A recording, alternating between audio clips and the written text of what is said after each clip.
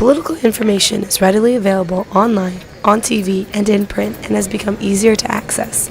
Students are more likely to use social media, applications, and online outlets to access information rather than flipping through newspapers these days.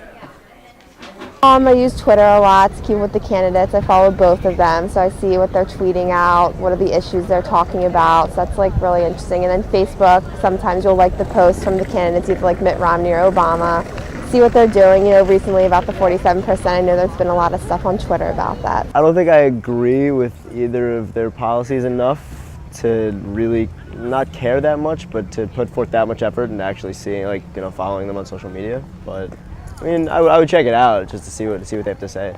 For many young people, as we discover actually in some of our classes, they aren't watching TV to find out about the campaign. They're exclusively doing it online. Now, that doesn't mean necessarily they're doing it through social media, but a lot of it has to do with if your friend sees this and they send you this link, you tend to go and look at it. I think everybody tends to get quite a bit of political information in general, just because, if it's not coming directly from the candidate, someone else is probably going to post something political.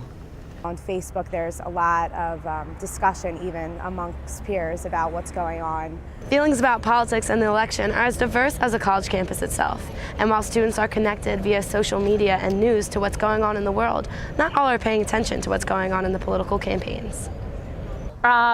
Personally, the political election is not important to me. No, I have no interest in it. Other than it showing up on my news feed, I don't really do anything. I get really frustrated when I hear people talk about politics in general, so. Politics is not just a dirty word. It's not a bunch of people who only sling mud at each other.